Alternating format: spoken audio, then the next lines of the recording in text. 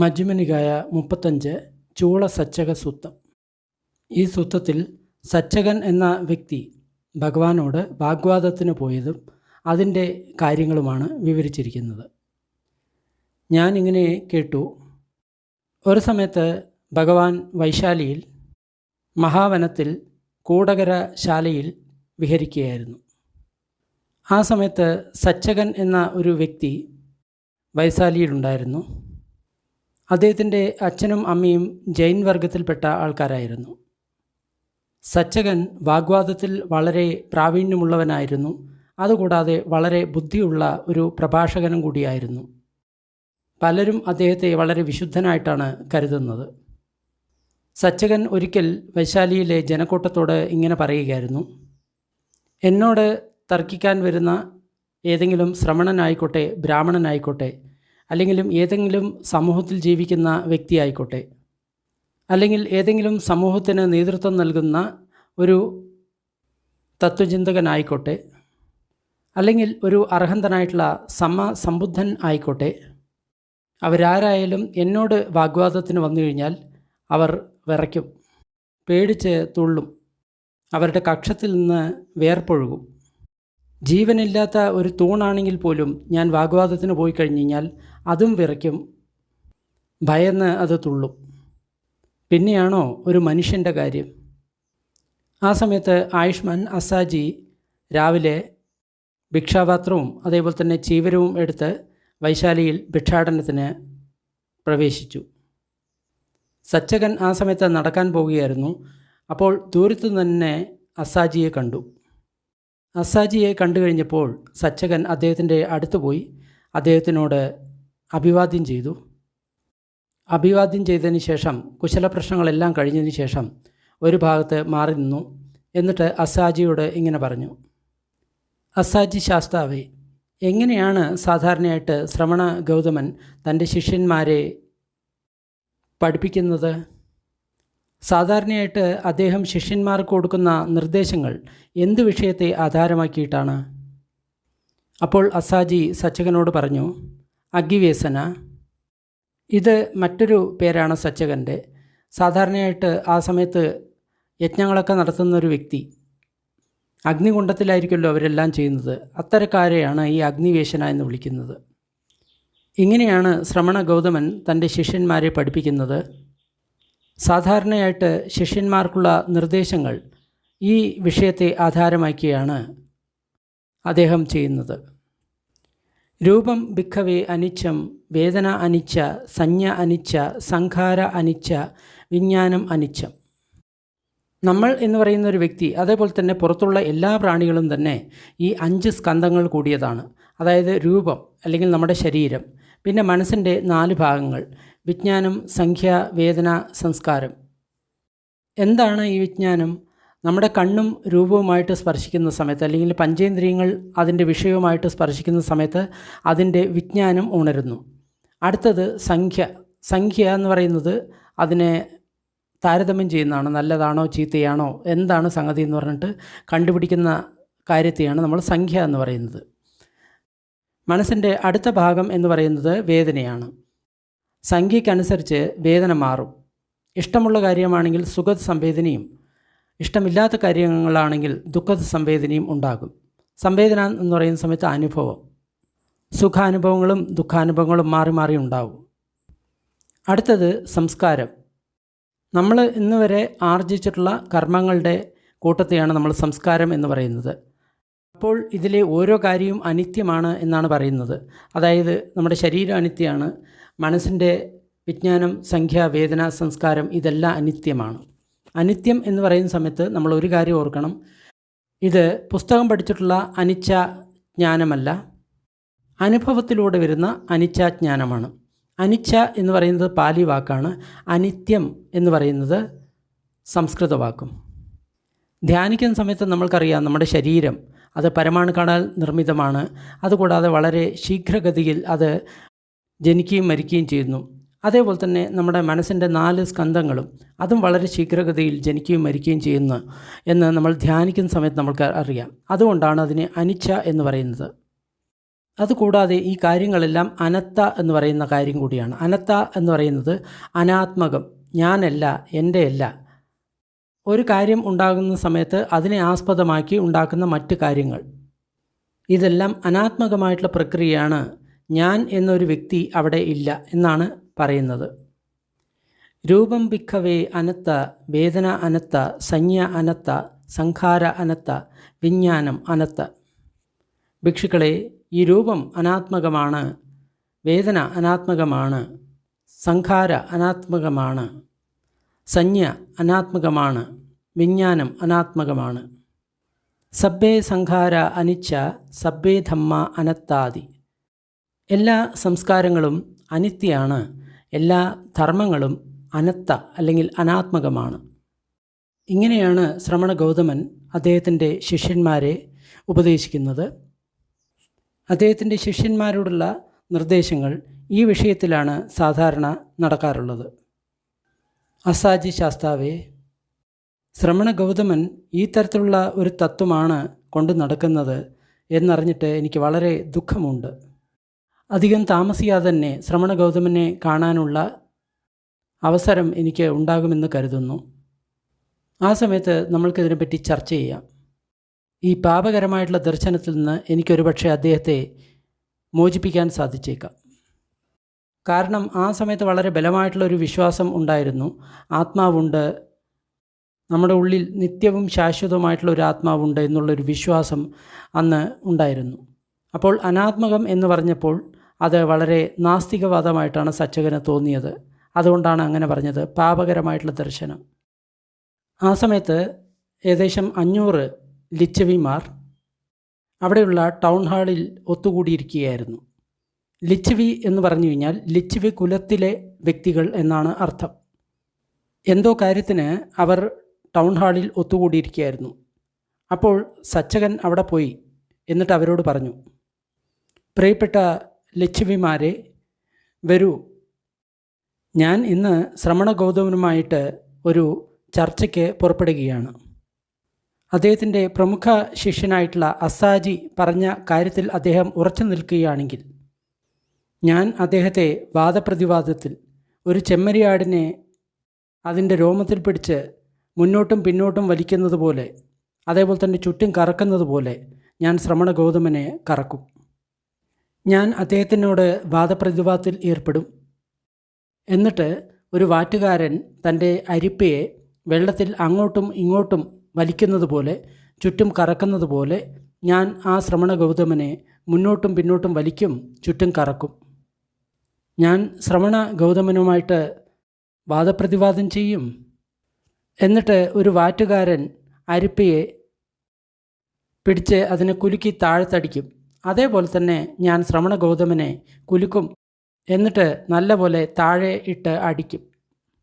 ഞാൻ ശ്രമണ ഗൗതമനോട് ഒരു കളി കളിക്കും. 60 വർഷം പ്രായമുള്ള ഒരു ആന ഒരു താമരക്കുളത്തിൽ ഇറങ്ങി കളിക്കുന്നത് പോലെ ഞാൻ ശ്രമണ ഗൗതമനോട് കളിക്കും. വരൂ പ്രിയപ്പെട്ട ലിച്ഛവിമാരെ, വരൂ, ഞാൻ ഇന്ന് ശ്രമണ ഗൗതമനോട് വാദപ്രതിവാദം ചെയ്യാൻ പോവുകയാണ്. അപ്പോൾ ചില ലിച്ഛവിമാർ അതിനെപ്പറ്റി ഇങ്ങനെ പറഞ്ഞു, ശ്രമണ ഗൗതമന് ഒരിക്കലും സച്ചകൻ്റെ തത്വത്തെ ഖണ്ഡിക്കാൻ സാധിക്കില്ല. സച്ചകന് തീർച്ചയായിട്ടും ശ്രമണ ഗൗതമൻ്റെ തത്വത്തെ ഖണ്ഡിക്കാൻ സാധിക്കും. എന്നാൽ ചില ലിച്ഛവിമാർ ഇങ്ങനെ പറഞ്ഞു, സച്ചകന് ഒരിക്കലും ഭഗവാന്റെ വാദത്തെ ഖണ്ഡിക്കാൻ സാധിക്കില്ല. എന്നാൽ ഭഗവാന് സച്ചകൻ്റെ വാദത്തെ തീർച്ചയായിട്ടും ഖണ്ഡിക്കാൻ സാധിക്കും. അപ്പോൾ സച്ചകൻ 500 ലിച്ഛവിമാരോടൊപ്പം ഭഗവാൻ താമസിക്കുന്ന ആ മഹാവനത്തിലെ കൂടകാരശാലയിൽ എത്തി. ആ സമയത്ത് വളരെയധികം ഭിക്ഷുക്കൾ പുറത്ത് നടക്കുകയായിരുന്നു. അതായത് ആ ഭിക്ഷുക്കൾ നടന്ന് ധ്യാനിക്കുകയായിരുന്നു എന്നാണ് പറയുന്നത്. ആ സമയത്ത് ഭിക്ഷുക്കൾ നടന്നുകൊണ്ട് ധ്യാനിക്കുകയായിരുന്നു. നടന്നുകൊണ്ടുള്ള ധ്യാനം വളരെ അത്യാവശ്യമാണ്. നമ്മളുടെ സാധനയ്ക്ക്, സ്പിരിച്വൽ പ്രോഗ്രസ്സിന് നടന്നുകൊണ്ടുള്ള ധ്യാനം വളരെ അത്യാവശ്യമാണ്. ഭഗവാൻ ബുദ്ധൻ സൂത്രങ്ങളിൽ ഈ നടന്നുകൊണ്ടുള്ള ധ്യാനത്തെ വളരെയധികം പ്രോത്സാഹിപ്പിക്കുന്നുണ്ട്. കാരണം ഒരു വ്യക്തിക്ക് എല്ലാ സമയത്തും ഇരുന്ന് ധ്യാനിക്കാൻ സാധിക്കില്ല. അതുകൂടാതെ നമ്മൾ എല്ലാ സമയത്തും ധ്യാനിക്കുകയും വേണം. അപ്പോൾ എന്ത് ചെയ്യാൻ സാധിക്കും? അപ്പോൾ നടന്നുകൊണ്ടുള്ള ധ്യാനം നമ്മൾ തീർച്ചയായിട്ടും അഭ്യസിക്കണം. അപ്പോൾ സച്ചകൻ ഒരു ഭിക്ഷുവിൻ്റെ അടുത്ത് പോയിട്ട് ഇങ്ങനെ പറഞ്ഞു, ഗൗതമ ഭഗവാൻ ഈ സമയത്ത് എവിടെയാണെന്ന് താങ്കൾക്ക് പറയാൻ സാധിക്കുമോ? എന്തെന്നാൽ ഞങ്ങൾ അദ്ദേഹത്തെ കാണാൻ ആഗ്രഹിക്കുന്നു. അപ്പോൾ ആ ഭിക്ഷു സച്ചകനോട് ഇങ്ങനെ പറഞ്ഞു, അഗ്നിവേശന, ഭഗവാൻ മഹാവനത്തിൻ്റെ ഉള്ളിൽ പോയിട്ട് ഒരു വൃക്ഷത്തിൻ്റെ ചുവട്ടിൽ ദിവസത്തിലെ ധ്യാനത്തിന് ഇരിക്കുകയാണ്. ഇവിടെ നമുക്കൊരു സംശയം ഉണ്ടാകാം. ഭഗവാൻ ബുദ്ധൻ അർഹന്തനായി ജ്ഞാനപ്രാപ്തി നേടി, പിന്നെ എന്തിനാണ് അദ്ദേഹം ഇങ്ങനെ ധ്യാനിക്കുന്നത്? അതിന് രണ്ട് ഉദ്ദേശമുണ്ട്. ഒന്ന്, അദ്ദേഹത്തിന് സ്വസ്ഥമായിട്ടുള്ള സുഖമായിട്ടുള്ള ജീവിതത്തിനാണ് അദ്ദേഹം ധ്യാനിക്കുന്നത്. കാരണം ഒരുപാട് ധർമ്മത്തിൻ്റെ പ്രവൃത്തി ചെയ്യുന്ന വ്യക്തിയാണ് ഭഗവാൻ. അതിനാൽ സ്വന്തം ശരീരത്തിൻ്റെ മനസ്സിൻ്റെ ക്ഷീണം അകറ്റാൻ വേണ്ടി അദ്ദേഹം ഈ തരത്തിലുള്ള ധ്യാനം ചെയ്യുമായിരുന്നു. മറ്റൊരു ഉദ്ദേശം എന്ന് പറയുന്നത് വരും തലമുറയോട് അനുകമ്പ കൊണ്ടാണ് അദ്ദേഹം അങ്ങനെ ധ്യാനിക്കുന്നത്. ധ്യാനത്തിൻ്റെ ആവശ്യകത അവരെ ബോധ്യപ്പെടുത്താൻ വേണ്ടിയാണ് അദ്ദേഹം ധ്യാനിക്കുന്നത്. അപ്പോൾ സച്ചകനും അതേപോലെ തന്നെ ആ ലിച്ഛവികളുടെ സമൂഹവും മഹാവനത്തിൽ പ്രവേശിച്ചു. എന്നിട്ട് ബുദ്ധനെ കണ്ടതിന് ശേഷം അദ്ദേഹത്തെ അഭിവാദ്യം ചെയ്തു. അഭിവാദ്യവും കുശലപ്രശ്നങ്ങൾക്കും ശേഷം സച്ചകൻ ഒരു ഭാഗത്ത് ഇരുന്നു. ഇരിക്കുന്നതിന് മുമ്പായിട്ട് ചില ലിച്ഛവിമാർ ഭഗവാനെ അഭിവാദ്യം ചെയ്തു. എന്നിട്ട് കുശലപ്രശ്നങ്ങൾ ചോദിച്ചു. ചില ലിച്ഛവിമാർ ഭഗവാന് നേരെ കൈകൂപ്പി തൊഴുതു. ചില ലിച്ഛവിമാർ തങ്ങളുടെ പേരും കുലവും പറഞ്ഞു.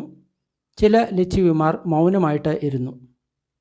അതിനുശേഷം സച്ചകൻ ഭഗവാനോട് ഇങ്ങനെ പറഞ്ഞു, എനിക്ക് ഗൗതമ ശാസ്താവിനോട് ചില കാര്യങ്ങൾ ചോദിക്കാനുണ്ട്. താങ്കൾ അതിന് ഉത്തരം തരാൻ ആഗ്രഹിക്കുന്നു എങ്കിൽ തീർച്ചയായിട്ടും ഉത്തരം തരാവുന്നതാണ്. അപ്പോൾ ഭഗവാൻ പറഞ്ഞു, അഗ്നിവേശന, നിങ്ങൾക്ക് ആഗ്രഹമുള്ളത് ചോദിക്കാം. അപ്പോൾ സച്ചകൻ ഇങ്ങനെ ചോദിച്ചു, ഗൗതമ ശാസ്താവ് എങ്ങനെയാണ് തൻ്റെ ശിഷ്യന്മാർക്ക് നിർദ്ദേശങ്ങൾ കൊടുക്കാറുള്ളത്? ഏത് വിഷയത്തെ ആസ്പദമാക്കിയുള്ള നിർദ്ദേശങ്ങളാണ് താങ്കൾ താങ്കളുടെ ശിഷ്യന്മാർക്ക് കൊടുക്കാറുള്ളത്? ഭഗവാൻ ഇങ്ങനെ പറഞ്ഞു, ഇങ്ങനെയാണ് ഞാൻ എൻ്റെ ശിഷ്യന്മാരെ നയിക്കാറുള്ളത്. ഈ വിഷയങ്ങളിലാണ് ഞാൻ സാധാരണയായിട്ട് എൻ്റെ നിർദ്ദേശങ്ങൾ എൻ്റെ ശിഷ്യന്മാർക്ക് കൊടുക്കാറുള്ളത്.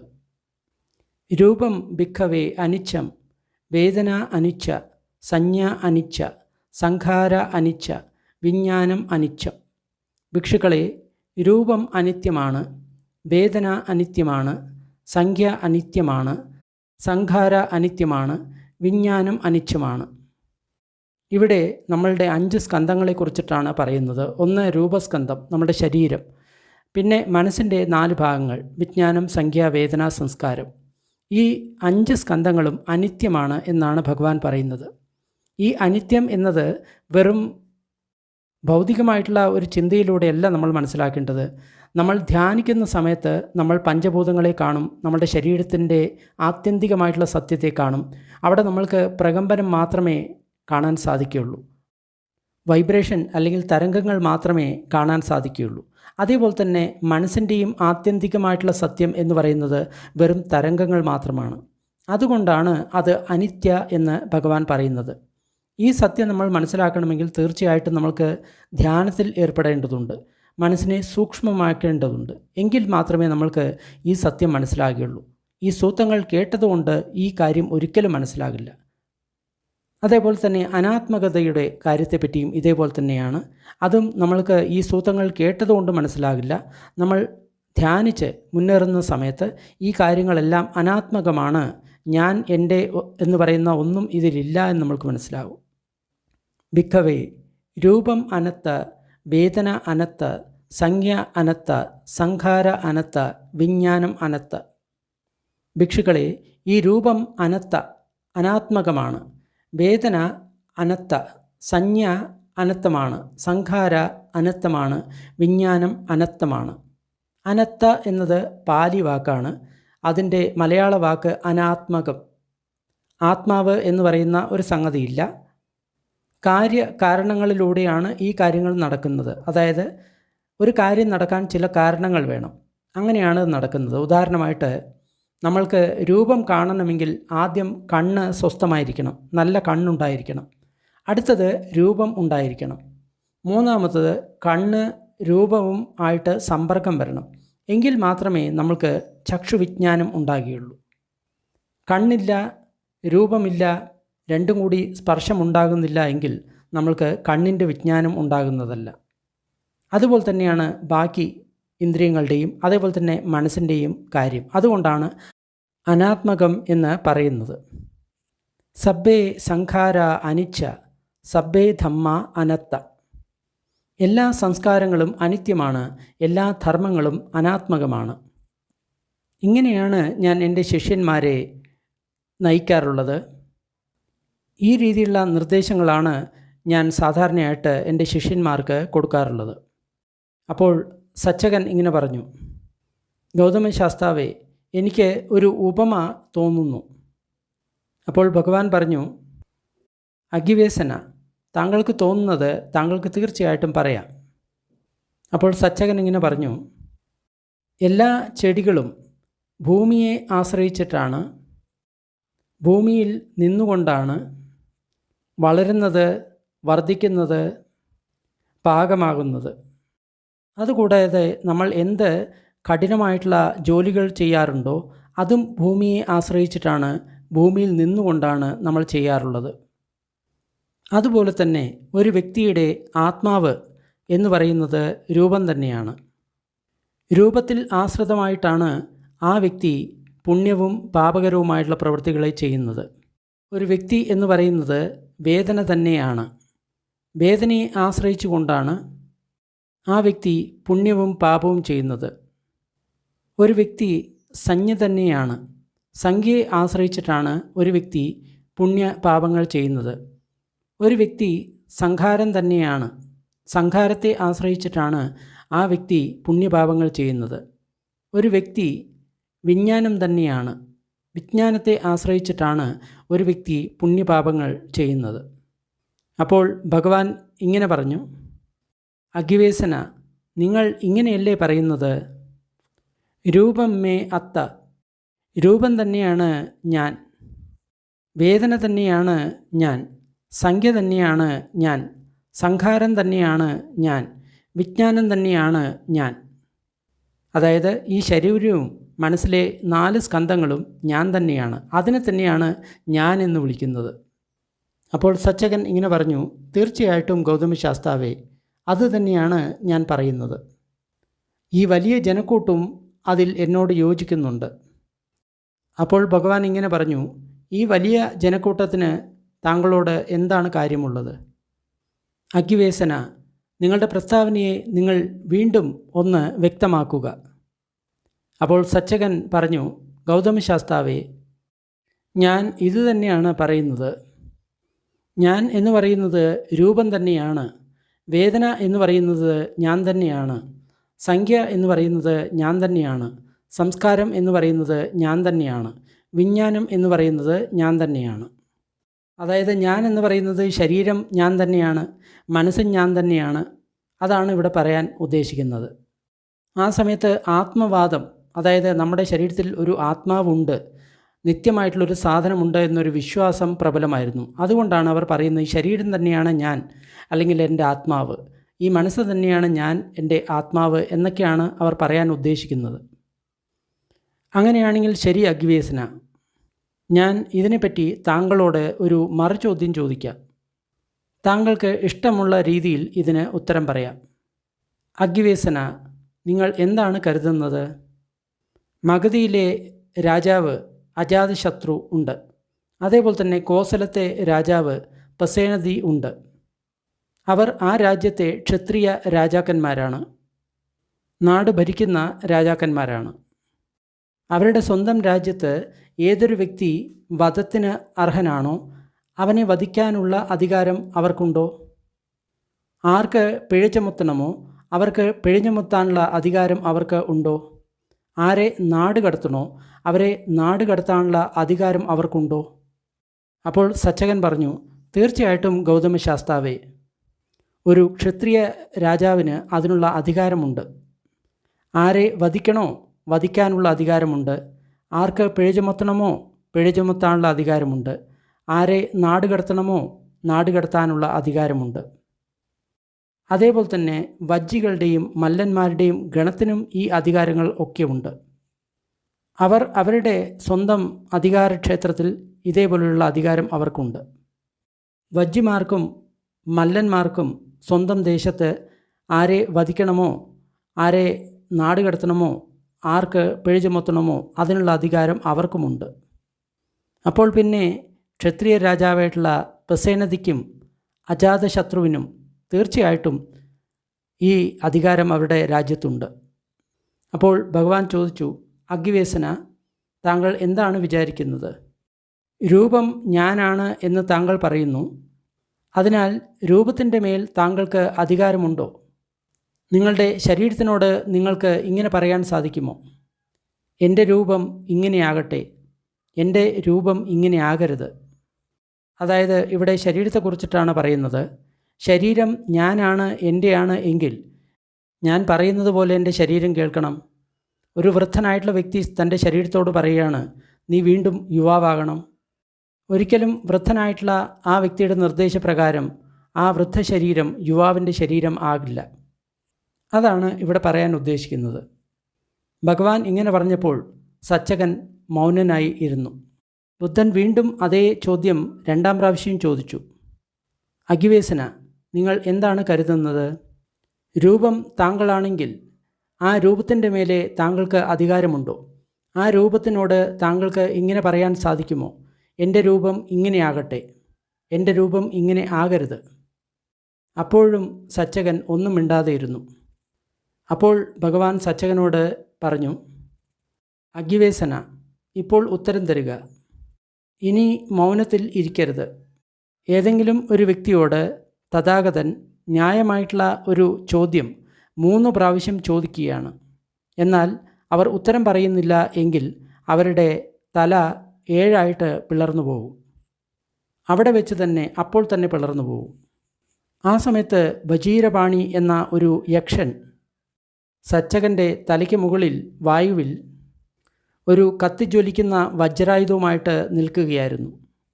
ആ യക്ഷൻ ഇങ്ങനെ ആലോചിക്കുകയായിരുന്നു, ഭഗവാൻ 3-ാം പ്രാവശ്യം ചോദിച്ചിട്ട് സച്ചകൻ ഉത്തരം പറഞ്ഞിട്ടില്ല എങ്കിൽ ഞാൻ സച്ചകൻ്റെ തലയെ 7 ഇപ്പോൾ തന്നെ പിളർക്കും. ആ സമയത്ത് ഭഗവാനും സച്ചകനും ആ വജീരവാണിയെ കാണാൻ സാധിക്കുമായിരുന്നു. സച്ചകൻ ഭയന്ന് വിറച്ചു.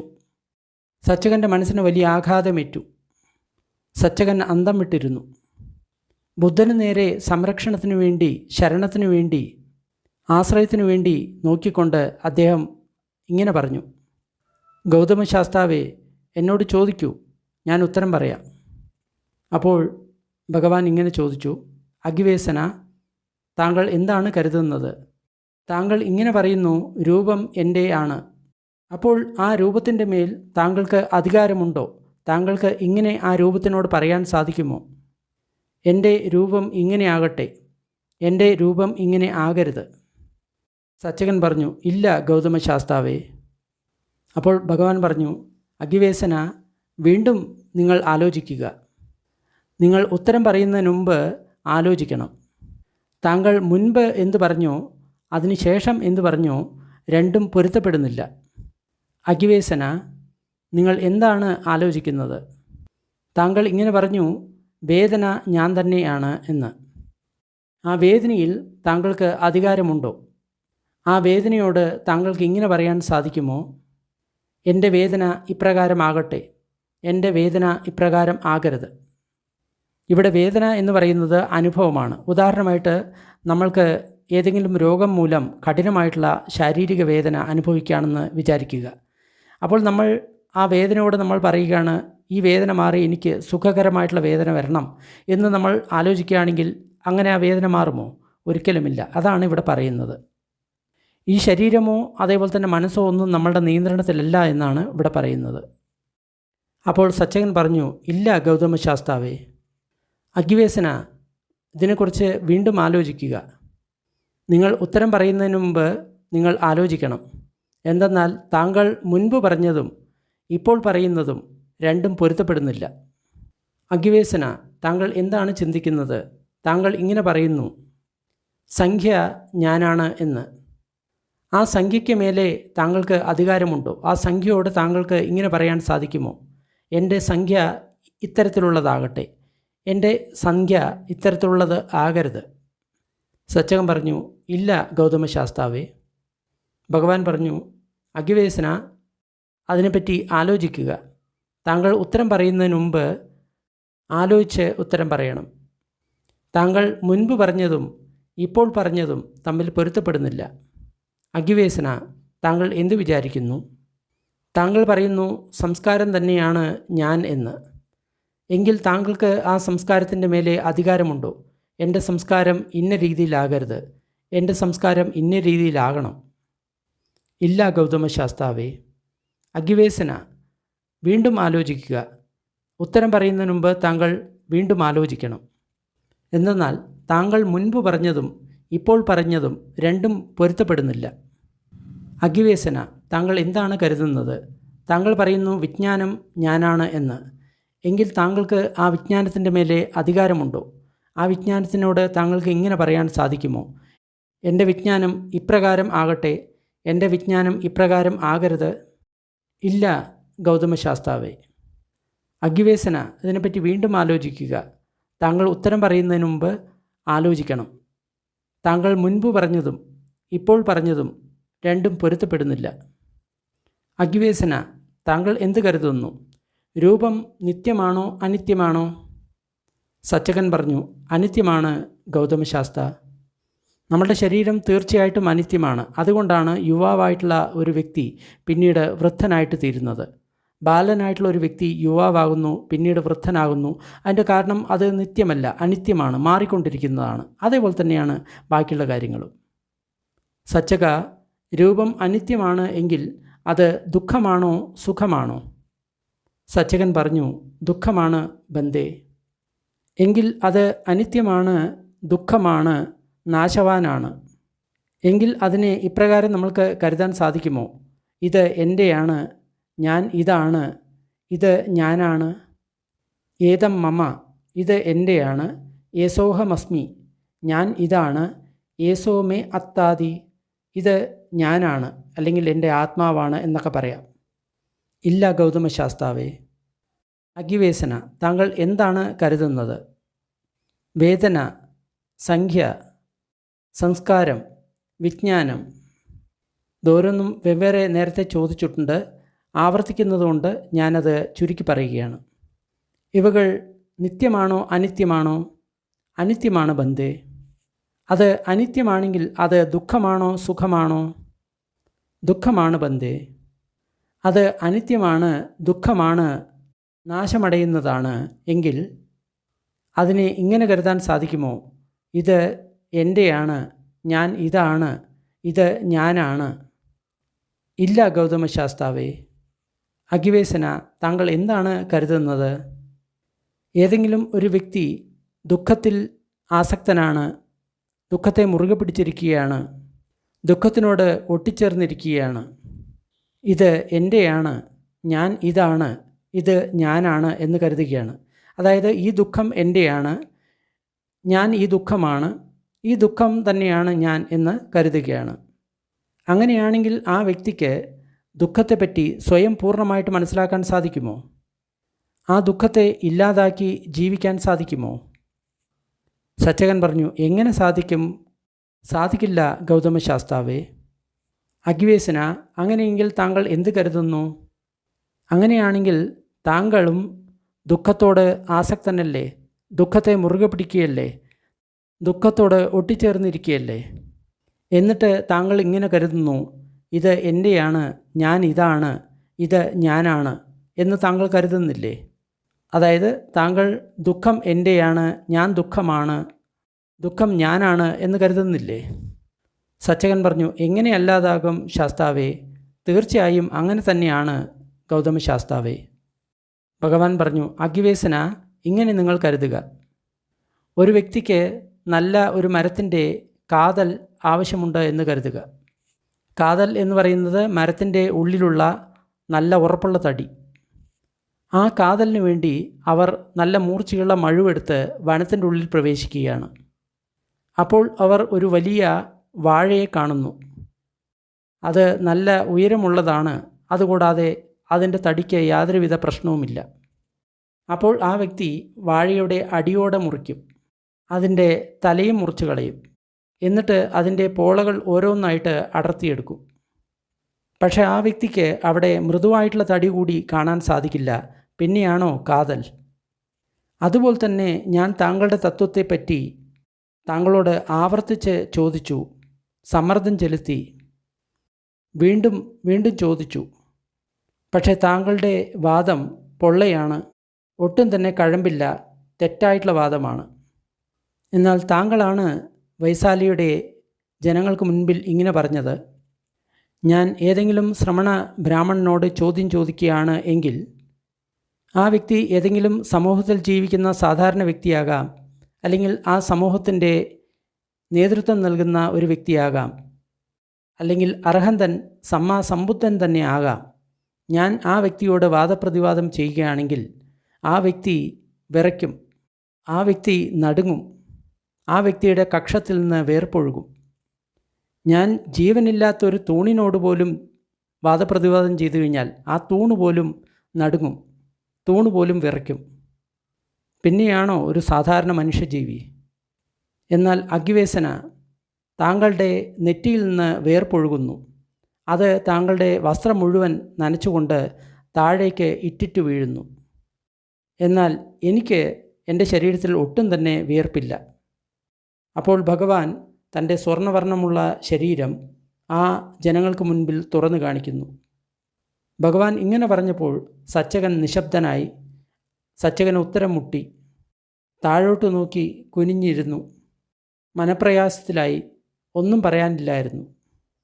ഇതറിഞ്ഞപ്പോൾ ദുമ്മുഖ എന്ന ലിച്ഛവി ഭഗവാനോട് ഇങ്ങനെ പറഞ്ഞു, ഭഗവാൻ, എനിക്ക് ഒരു ഉപമ തോന്നുന്നു. അപ്പോൾ ഭഗവാൻ പറഞ്ഞു, താങ്കൾക്ക് തോന്നുന്നത് താങ്കൾക്ക് പറയാം. അപ്പോൾ ദുമ്മുഖൻ ഇങ്ങനെ പറഞ്ഞു, ഗ്രാമത്തിൽ നിന്ന് അധികം ദൂരെയല്ലാതെ ഒരു താമരക്കുളം ഉണ്ട് എന്ന് കരുതുക. അവിടെ ഒരു ഞണ്ട് ഉണ്ട്. അപ്പോൾ ആ ഗ്രാമത്തിൽ താമസിക്കുന്ന ആൺകുട്ടികളും പെൺകുട്ടികളും അവരുടെ ഗ്രാമം വിട്ട് ആ താമരക്കുളത്തിന് അടുത്തെത്തും. എന്നിട്ട് ആ ഞണ്ടിനെ പിടിച്ച് കരയിൽ വയ്ക്കും. എപ്പോൾ ആ ഞണ്ട് തൻ്റെ ഇറുക്കി പിടിക്കാനുള്ള കൈകൾ ഉയർത്തുന്നുവോ ആ ആൺകുട്ടികളും ആ പെൺകുട്ടികളും ആ കൈയിനെ തന്നെ ഒടിക്കും. ഒരു കല്ലുകൊണ്ടോ വടി കൊണ്ടോ ആ കൈയിനെ ഒടിക്കും. അങ്ങനെ ആ ഞണ്ടിൻ്റെ എല്ലാ കൈകളെയും ഓടിക്കും. അതിൻ്റെ കൈകളൊന്നും ഇല്ലാതാവും. അപ്പോൾ ആ ഞണ്ടിന് താമരക്കുളത്തിലേക്ക് വീണ്ടും പോകാൻ സാധിക്കില്ല. അതുപോലെ തന്നെ ഭഗവാൻ സച്ചകൻ്റെ എല്ലാ വളവും തിരിവും ഒഴിവുകളും എല്ലാം ഒടിച്ചു തീർത്തു, ഇല്ലാതാക്കി. ഇനി സച്ചകന് ഒരിക്കലും ഭഗവാന്റെ അടുത്ത് വാദപ്രതിവാദത്തിന് വരാൻ സാധിക്കില്ല. അപ്പോൾ സച്ചകൻ ദുമ്മുഖനോട് പറഞ്ഞു, ദുമ്മുഖ, നിർത്തുക, ഞാൻ നിങ്ങളോടല്ല സംസാരിക്കുന്നത്, ഞാൻ ഗൗതമശാസ്താവിനോടാണ് സംസാരിക്കുന്നത്. എന്നിട്ട് സച്ചകൻ ഇങ്ങനെ പറഞ്ഞു, ശാസ്താവേ, ഞാൻ പറഞ്ഞ ആ പ്രസ്താവന മാറ്റിവെക്കുക. മറ്റുള്ള ശ്രമണ ബ്രാഹ്മണന്മാർ പറയുന്നത് പോലെ തന്നെ വിഡ്ഢിത്തമാണ് ഞാൻ പറഞ്ഞത്, ആവശ്യമില്ലാത്ത കാര്യമാണ് ഞാൻ പറഞ്ഞത്. ഗൗതമശാസ്താവേ, താങ്കളുടെ നിർദ്ദേശങ്ങൾ പിന്തുടരുന്ന, താങ്കളുടെ ഉപദേശങ്ങൾ പിന്തുടരുന്ന, സംശയം പരിപൂർണമായിട്ടും തീർന്ന, താങ്കളിൽ ഉറച്ച വിശ്വാസമുള്ള മറ്റുള്ള ഗുരുക്കളുടെ നിർദ്ദേശങ്ങളെ സ്വീകരിക്കാത്ത താങ്കളുടെ ശിഷ്യൻ ആര് എന്ന് താങ്കൾക്ക് വ്യാഖ്യാനിക്കാൻ സാധിക്കുമോ? അതായത് താങ്കളുടെ ശിഷ്യൻ സംശയങ്ങളെല്ലാം തീർന്നു, താങ്കളിൽ പരിപൂർണ തൃപ്തിയായി, മറ്റുള്ള ഗുരുക്കന്മാരെ ഒന്നും ശ്രദ്ധിക്കുന്നില്ല. ആ ശിഷ്യൻ എങ്ങനെയുള്ളതാണ് എന്നാണ് സച്ചകൻ ചോദിക്കുന്നത്. അപ്പോൾ ഭഗവാൻ ഇങ്ങനെ പറഞ്ഞു, എൻ്റെ ഏതെങ്കിലും ശിഷ്യൻ ഏതൊരു തരത്തിലുള്ള രൂപത്തെ ആയാലും ശരി, ബോധത്തിലെ, വർത്തമാനകാലത്തിലെ, ഭാവിയിലെ, അതേപോലെ തന്നെ അകത്തുള്ളത് പുറത്തുള്ളത്, സ്ഥൂലം സൂക്ഷ്മം, ഹീനം ഉത്തമം, ദൂരെ, അടുത്ത്, അങ്ങനെയുള്ള എല്ലാ രൂപത്തെയും നല്ല പോലെ മനസ്സിലാക്കിക്കൊണ്ട് ഇങ്ങനെ പറയുന്നു: ഇത് എൻ്റെയല്ല, ഞാൻ ഇതല്ല, ഇത് ഞാനല്ല. അതേപോലെ തന്നെ മനസ്സിൻ്റെ കാര്യങ്ങളും ഇവിടെ ആവർത്തിക്കുന്നു, പക്ഷെ ഞാൻ ആവർത്തിക്കുന്നില്ല. ഇതേപോലെ തന്നെ ഏതെങ്കിലും തരത്തിലുള്ള വേദന, സംഖ്യ, സംസ്കാരം, വിജ്ഞാനം, അവയെല്ലാം ഭൂതത്തിൽ, വർത്തമാനത്തിൽ, ഭാവിയിലുള്ളത്, അകത്തുള്ളത്, പുറത്തുള്ളത്, സ്ഥൂലമായത്, സൂക്ഷ്മമായത്, ദൂരെയുള്ളത്, അടുത്തുള്ളത്, ഹീനമായത്, ഉത്തമമായത്, അതിനെല്ലാം ശരിയായിട്ട് മനസ്സിലാക്കുന്നു. ഇത് എൻ്റെയല്ല, ഞാൻ ഇതല്ല, ഇത് ഞാനല്ല. അതായത് രൂപമാകട്ടെ, മനസ്സിൻ്റെ വിജ്ഞാനം, സംഖ്യ, വേദന, സംസ്കാരമാകട്ടെ, ഇതൊന്നും തന്നെ എൻ്റെയല്ല, ഞാനിതല്ല, ഇത് ഞാനല്ല എന്ന് ഒരു ശിഷ്യൻ കരുതുന്നു. ഇങ്ങനെയുള്ള ഒരു ശിഷ്യനാണ് എൻ്റെ നിർദ്ദേശങ്ങൾ പിന്തുടർന്നത്, എൻ്റെ ഉപദേശം മാനിച്ചത്, സംശയമില്ലാതെ പൂർണ്ണ തൃപ്തനായത്, ഉറച്ചു നിൽക്കുന്നത്. മറ്റുള്ള ഗുരുക്കന്മാരുടെ നിർദ്ദേശങ്ങളെ കേൾക്കാത്ത ശിഷ്യൻ ഇപ്രകാരത്തിലുള്ളതാണ്. അപ്പോൾ സച്ചകൻ ഇങ്ങനെ ചോദിച്ചു: ഗൗതമശാസ്താവേ, താങ്കളുടെ ശിഷ്യൻ ഒരു അർഹന്തനായി, ആസവങ്ങൾ എല്ലാം ക്ഷീണമായി, ആധ്യാത്മിക യാത്ര പൂർത്തിയാക്കി, ഏതൊന്ന് ചെയ്യണമോ അത് ചെയ്തു തീർത്തു, തൻ്റെ ഭാരം ഇറക്കി, അവരുടെ ലക്ഷ്യം നേടി, ചങ്ങലക്കെട്ടുകളെല്ലാം പൊട്ടിച്ചെറിഞ്ഞു, പുനർജന്മം നഷ്ടമായി, നിർവ്വാണത്തിലൂടെ പരിപൂർണനായിട്ടും മുക്തനായി. അങ്ങനെയുള്ള ഒരു ഭിക്ഷു എങ്ങനെ ഇരിക്കുമെന്ന് താങ്കൾക്ക് വ്യാഖ്യാനിക്കാൻ സാധിക്കുമോ? അതായത് അർഹന്തനായിട്ടുള്ള ഒരു ഭിക്ഷുവിനെ, അല്ലെങ്കിൽ പൂർണ്ണ മുക്തനായിട്ടുള്ള ഒരു ഭിക്ഷു എങ്ങനെ ഇരിക്കും എന്നാണ് സച്ചകൻ ഭഗവാനോട് ചോദിക്കുന്നത്. അപ്പോൾ ഭഗവാൻ ഇങ്ങനെ ഉത്തരം പറഞ്ഞു: എപ്പോൾ എൻ്റെ ഒരു ശിഷ്യൻ ഇങ്ങനെ കാണുന്നു, എല്ലാ തരത്തിലുമുള്ള രൂപം, അത് ഭൂതത്തിൽ, വർത്തമാനത്തിൽ, ഭാവിയിലുള്ളത്, അകത്തുള്ളത്, പുറത്തുള്ളത്, സ്ഥൂലം, സൂക്ഷ്മം, ഹീനം, ഉത്തമം, ദൂരെയുള്ളത്, അടുത്തുള്ളത്, എല്ലാ രൂപത്തെയും ഈ രീതിയിൽ കരുതുന്നു: ഇത് എൻ്റെയല്ല, ഞാൻ ഇതല്ല, ഇത് ഞാനല്ല. ഇങ്ങനെ ശരിയായിട്ടുള്ള പ്രജ്ഞയോടുകൂടി അവൻ കാണുന്ന സമയത്ത് അതിനെ പിടിക്കാത്തതുകൊണ്ട്, ആശ്രയിക്കാത്തതുകൊണ്ട് ആ വ്യക്തി മുക്തനാകുന്നു. അനുപാത വിമുക്തോ ഹോതി. അതായത് ഏതുവരെ നമ്മൾ ഈ രൂപം അല്ലെങ്കിൽ ശരീരം എൻ്റെ എന്ന് പറയുന്നു, അതുവരെ നമ്മൾക്ക് വിമുക്തിയില്ല. പക്ഷേ ഏത് തരത്തിലുള്ള രൂപമായാലും ശരി, വർത്തമാനകാലത്തിലെ, ഭൂതകാലത്തിലെ, ഭവിഷ്യത്തിലെ, ദൂരെയുള്ളത്, അടുത്തുള്ളത്, ഹീനം, ഉത്തമം, അങ്ങനെയുള്ള ഏത് രൂപം ആയാലും ശരി, അത് എൻ്റെ എന്ന് കരുതുന്നില്ല, ഞാൻ അതാണ് എന്ന് കരുതുന്നില്ല, അത് ഞാനാണ് എന്ന് കരുതുന്നില്ല. അതായത് അതിനെ ഒട്ടും തന്നെ ആശ്രയിക്കുന്നില്ല. അപ്പോൾ ആ ആസക്തി ഇല്ലാതായി കഴിഞ്ഞു കഴിഞ്ഞാലാണ് നമ്മൾക്ക് മുക്തി കിട്ടുന്നത്. അതുകൊണ്ടാണ് അനുപാത വിമുക്തോ എന്ന് പറയുന്നത്. അനുപാതം, അതായത് അതിനെ ആശ്രയിക്കുന്നില്ല, അത് തൻ്റേതാണെന്ന് കരുതുന്നില്ല, അതിനെ ഉപേക്ഷിച്ചു. അപ്പോഴാണ് നമ്മൾക്ക് മുക്തി കിട്ടുന്നത്. അതേപോലെ തന്നെ പ്രജ്ഞയോടുകൂടി എല്ലാ തരത്തിലുള്ള സംവേദനകളെയും, സംജ്ഞകളെയും, സംസ്കാരങ്ങളെയും, വിജ്ഞാനങ്ങളെയും, അത് ഭൂതത്തിലാകട്ടെ, വർത്തമാനകാലത്തിലാവട്ടെ, ഭാവിയിലാവട്ടെ, അകത്തുള്ളതാകട്ടെ, പുറത്തുള്ളതാകട്ടെ, സ്ഥൂലമാകട്ടെ, സൂക്ഷ്മമാകട്ടെ, ഹീനമാകട്ടെ, ഉത്തമമാകട്ടെ, ദൂരെയുള്ളതാകട്ടെ, അടുത്തുള്ളതാകട്ടെ, എല്ലാ തരത്തിലുള്ള വിജ്ഞാനം, സംഖ്യ, വേദന, സംസ്കാരം, ഇവയെല്ലാം ശരിയായിട്ടുള്ള അറിവോടുകൂടി മനസ്സിലാക്കുന്നു. ഇത് എൻ്റെയല്ല, ഞാൻ ഇതല്ല, ഇത് ഞാനല്ല.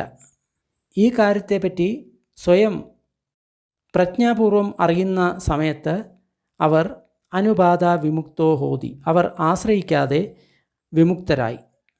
ഇങ്ങനെയാണ് ഞാൻ ഒരു അർഹന്തനായിട്ടുള്ള ശിഷ്യനെ വിവരിക്കുന്നത്. ആ അർഹന്തന് ആസവങ്ങൾ ക്ഷീണമായി, അവർ അവരുടെ ആധ്യാത്മിക യാത്ര പൂർത്തിയാക്കി, ഏതൊന്ന് ചെയ്യണമോ അത് ചെയ്തു, ഭാരം ഇറക്കി, അവരുടെ ലക്ഷ്യം നേടി, അവർ പുനർജന്മത്തിനെ പരിപൂർണമായിട്ടും ഇല്ലാതാക്കി, അവർ പരിപൂർണ രീതിയിലായിട്ട് വിമുക്തരായി. ഒരു ഭിക്ഷുവിൻ്റെ മനസ്സ് ഈ പ്രകാരത്തിൽ വിമുക്തമാകുന്ന സമയത്ത് ആ ഭിക്ഷുവിന് 3 സർവാധിക ഉത്തമമായിട്ടുള്ള ഗുണങ്ങളുണ്ടാകുന്നു. ദസനാനുത്തരിയേന, പടിപതാനുത്തരിയേന, വിമുക്താനുത്തരിയേന. അതായത് ഉത്തമമായിട്ടുള്ള ദർശനം, ഉത്തമമായിട്ടുള്ള അഭ്യാസം, ഉത്തമമായിട്ടുള്ള വിമുക്തി. അങ്ങനെയായിട്ടുള്ള വിമുക്തരായിട്ടുള്ള ഭിക്ഷുക്കൾ തഥാഗതനെ മാത്രമേ പൂജിക്കുകയുള്ളൂ, അദ്ദേഹത്തെ മാത്രമേ ആരാധിക്കുകയുള്ളൂ, അദ്ദേഹത്തെ മാത്രമേ ബഹുമാനിക്കുകയുള്ളൂ. അവർ ഇങ്ങനെയാണ് അദ്ദേഹത്തെപ്പറ്റി പറയുന്നത്: ഭഗവാൻ സമ്മാസംബുദ്ധനാണ്, അദ്ദേഹം സ്വയം കീഴടക്കി, ശാന്തനാണ്, സ്വയം തരണം ചെയ്തു, നിർവ്വാണം നേടി. അദ്ദേഹം പഠിപ്പിക്കുന്ന ധർമ്മത്താൽ നമ്മൾക്ക് സംബോധി ഉണ്ടാകും, സ്വയം നിയന്ത്രിക്കാൻ കഴിയും, സ്വയം ശാന്തമാക്കാൻ കഴിയും, സ്വയം മറുകരയെത്താൻ സാധിക്കും, സ്വയം നിർവ്വാണം നേടാൻ സാധിക്കും.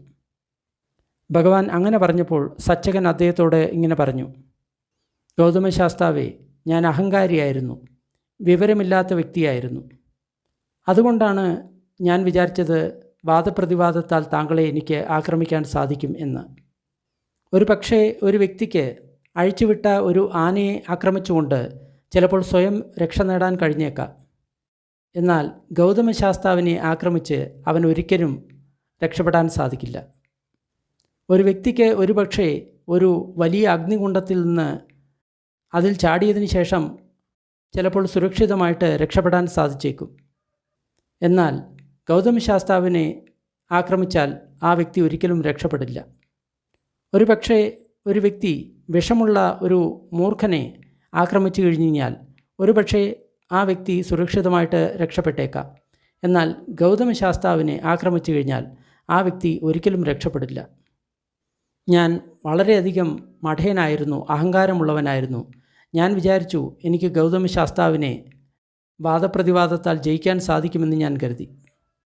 ഗൗതമശാസ്താവിനും സംഘത്തിനും നാളെയുള്ള ഭക്ഷണം എൻ്റെ അടുത്തു നിന്നും സ്വീകരിക്കുവാൻ താങ്കൾ കൃപ കാണിക്കുമോ? അപ്പോൾ ഭഗവാൻ മൗനമായിരുന്നിട്ട് അതിന് സമ്മതിച്ചു. അപ്പോൾ ഭഗവാൻ സമ്മതിച്ചു എന്ന് സച്ചകന് ബോധ്യമായി. അപ്പോൾ സച്ചകൻ ആ ലിച്ഛവിമാരോട് ഇങ്ങനെ പറഞ്ഞു: പ്രിയപ്പെട്ടവരെ, കേട്ടാലും ഞാൻ ശ്രമണ ഗൗതമനെയും അതേപോലെ തന്നെ അദ്ദേഹത്തിൻ്റെ ശിഷ്യന്മാരെയും നാളത്തെ ഭക്ഷണത്തിനായിട്ട് ക്ഷണിച്ചിട്ടുണ്ട്. നിങ്ങൾക്കും ആഗ്രഹമുള്ളതെല്ലാം തന്നെ കൊണ്ടുവരാവുന്നതാണ്. അപ്പോൾ രാത്രി കഴിഞ്ഞ് നേരം പുലർന്നു കഴിഞ്ഞപ്പോൾ ആ ലിച്ഛവിമാർ 500 തരത്തിലുള്ള ഭക്ഷണം സച്ചകൻ്റെ അടുത്ത് എത്തിച്ചു. സച്ചകനും വളരെ സ്വാദുള്ള ഭക്ഷണം സ്വന്തം കൈയാൽ വീട്ടിൽ ഉണ്ടാക്കി. അതിനുശേഷം ഭഗവാനോട് ഇങ്ങനെ സൂചിപ്പിച്ചു: ഗൗതമശാസ്താവേ, ഭക്ഷണം തയ്യാറായി, ഭക്ഷണത്തിൻ്റെ സമയമായി. അപ്പോൾ ഭഗവാൻ രാവിലെ വസ്ത്രം അണിഞ്ഞു. എന്നിട്ട് ഭിക്ഷാപാത്രവും ചീവരവും എടുത്ത് സച്ചകൻ്റെ ഉദ്യാനത്തിലേക്ക് പോയി. അവിടെ വിരിച്ചിരിക്കുന്ന ആസനത്തിൽ അദ്ദേഹവും ഭിക്ഷുസംഘവും ഇരുന്നു. അപ്പോൾ സച്ചകൻ ബുദ്ധനും ഭിക്ഷുസംഘത്തിനും സ്വന്തം കൈയാൽ തയ്യാറാക്കിയ സ്വാദിഷ്ടവും പുതിയതുമായിട്ടുള്ള ഭക്ഷണങ്ങൾ കൊടുത്ത് തൃപ്തരാക്കി. അതിനുശേഷം ഭഗവാൻ ഭക്ഷണം കഴിച്ചു. എന്നിട്ട് ഭിക്ഷാപാത്രം കഴുകി. അപ്പോൾ സച്ചകൻ ഭഗവാനേക്കാളും താഴ്ന്ന ഒരു ഇരിപ്പിടത്തിലിരുന്നു, ഒരു വശത്ത് ഇരുന്നു. അതിനുശേഷം സച്ചകൻ ഭഗവാനോട് ഇങ്ങനെ പറഞ്ഞു: ഗൗതമശാസ്താവേ, ഈ ദാനത്തിൻ്റെ പുണ്യവും പുണ്യത്തിൻ്റെ സമൂഹങ്ങളും ആ ദാനം കൊടുത്ത വ്യക്തിയുടെ സുഖത്തിന് കാരണമായിട്ട് തീരട്ടെ. അപ്പോൾ ഭഗവാൻ ഇങ്ങനെ പറഞ്ഞു: രാഗം, ദ്വേഷം, മോഹം മാറാത്ത ഒരു വ്യക്തി ആർക്ക് ദാനം കൊടുക്കുന്നുവോ ആ ദാനത്തിൻ്റെ ഫലം അവർക്ക് തന്നെ വന്നു ചേരുന്നു. ദാനം കൊടുത്ത ആ വ്യക്തിക്ക് തന്നെ വന്നു ചേരുന്നു. അതുകൂടാതെ രാഗമില്ലാത്ത, ദ്വേഷമില്ലാത്ത, മോഹമില്ലാത്ത എന്നെപ്പോലെയുള്ള വ്യക്തിക്ക് കൊടുക്കുന്ന ദാനത്തിൻ്റെ പുണ്യവും ദാനം കൊടുക്കുന്ന വ്യക്തിക്ക് തന്നെ വന്നു ചേരുന്നു. അതിൻ്റെ അർത്ഥം താങ്കൾ കൊടുക്കുന്ന ദാനത്തിൻ്റെ ഫലം താങ്കൾക്ക് തന്നെ വന്നു ചേരുന്നു. താങ്കൾ എനിക്ക് ദാനം ചെയ്തു, അതിൻ്റെ പുണ്യവും താങ്കൾക്ക് തന്നെയാണ് കിട്ടുന്നത്. ഇവിടെ ഭഗവാൻ പറഞ്ഞിട്ടുള്ള ഈ കാര്യം, അതായത് ഈ 5 സ്കന്ധങ്ങൾ അനിത്യമാണ്, ദുഃഖമാണ്, അനത്തയാണ്, അനാത്മകമാണ് എന്ന് നമ്മൾ എല്ലാ സമയത്തും നമ്മളുടെ സാധനയാൽ നമ്മൾ അറിയുകയാണെങ്കിൽ, നമ്മളുടെ അനുഭവത്താൽ, ധ്യാനത്താൽ നമ്മൾ അറിയുകയാണെങ്കിൽ തീർച്ചയായും നമ്മൾ പെട്ടെന്ന് തന്നെ മുക്തിയിലേക്ക് നീങ്ങുന്നതാണ്. വീഡിയോ ഇഷ്ടമായി കഴിഞ്ഞാൽ ലൈക്ക് ചെയ്യുക, ഷെയർ ചെയ്യുക. കൂടുതൽ വീഡിയോ ഡിസ്ക്രിപ്ഷൻ ബോക്സിലുണ്ട്. അല്പസമയം നമ്മൾക്ക് പുണ്യവിതരണത്തിൻ്റെ അഭ്യാസം ചെയ്യാം. ദുഃഖം അനുഭവിക്കുന്ന സർവ്വപ്രാണികളും ദുഃഖത്തിൽ നിന്ന് വിമുക്തരാകട്ടെ. ഭയം അനുഭവിക്കുന്ന സർവ്വപ്രാണികളും ഭയത്തിൽ നിന്ന് വിമുക്തരാകട്ടെ. ശോകം അനുഭവിക്കുന്ന സർവ്വപ്രാണികളും ശോകത്തിൽ നിന്ന് വിമുക്തരാകട്ടെ. എല്ലാ പ്രാണികൾക്കും മുക്തി ലഭിക്കട്ടെ. നമ്മൾ നേടിയ ഈ പുണ്യത്തിൽ സർവ്വജീവികളും പങ്കാളികളാകട്ടെ. അതുമൂലം സർവ്വപ്രാണികൾക്കും സുഖവും സന്തോഷവും ഉണ്ടാകട്ടെ. ഭൂമിയിലും ആകാശത്തിലും ഉള്ള സർവ്വപ്രാണികളും അധോലോകത്തെയും മനുഷ്യലോകത്തെയും ദേവലോകത്തെയും രൂപ അരൂപ ബ്രഹ്മലോകത്തിലെയും സർവ്വപ്രാണികളും നമ്മളുടെ ഈ പുണ്യത്തിൽ പങ്കാളികളാകട്ടെ. അതിശക്തരായിട്ടുള്ള ദേവന്മാരും ബ്രഹ്മന്മാരും ബുദ്ധശാസനത്തെ സംരക്ഷിക്കട്ടെ. സാധു സാധു സാധു.